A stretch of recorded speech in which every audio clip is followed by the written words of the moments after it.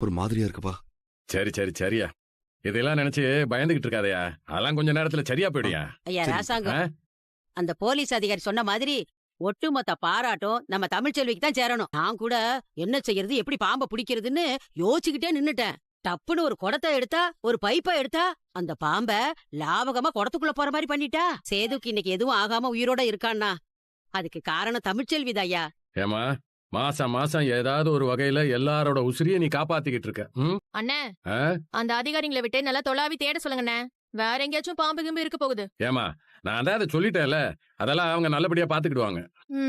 ஏன் தானோ நீ தினமும் பாம்பை பாத்திருக்கேன்னு சொல்ற, நீ அப்பவே வந்து சொல்லியிருந்தன்னா நம்ம அப்பவே பாம்பை பிடிக்கிறவங்கள வந்து பாம்பை பிடிச்சிட்டு போக சொல்லிருக்கலாம்ல.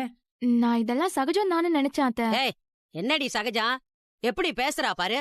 ஒண்ணு கிடக்க ஒண்ணு ஆயிருந்தா என்ன பண்ண? நம்ம அவுட் ஹவுஸ்ல பாதுகாப்பா இருக்கீங்கன்னு பார்த்தா அங்கேயே பாதுகாப்பு இல்லாம இருக்க.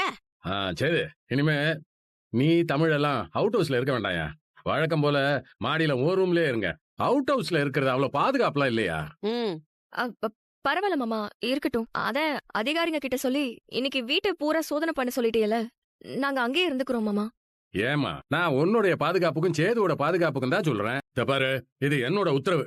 நீங்க 2 பேரும் சேதுவோட ரூம்ல தான் ஒன்னா இருக்கணும் சொல்லிவிட்டேன். என்னடி யோசிக்கிற? சரின்னு சொல்லு. சரிங்க அம்மாச்சி. அப்புறம் என்ன, மலரும் தானமும் என் கூட என் ரூம்லயே இருக்கட்டும். நீயும் சேதுவும் வழக்கம் போல உங்க ரூம்ல இருங்க. அடியே தானா, உங்க அக்காவோட மூட்டை முடிச்செல்லாம் எடுத்துக்கிட்டு வந்து கொண்டு போய் ரூம்ல வை. சரிங்க அப்பா, மலரக்கா வந்ததும் எல்லாரும் வந்துடுறோம். சரி, வாக்கா போலாம்.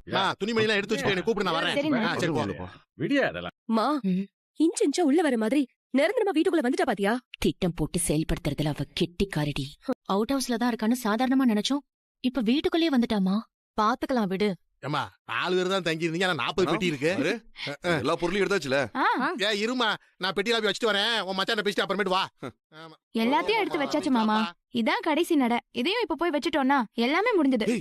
நான் சொன்னல அந்த செட்டப். ஓகே மாமா, எல்லாமே ரெடியா இருக்கு. சூப்பர், பக்காவா ரெடி பண்ணிருங்க. வர வர மாமாக்கு எங்க அக்கா மேல காதல் பொங்கிட்டு வருதுல, நல்லது தானடி, நாமளே கண்ணு வைக்க கூடாது. வா.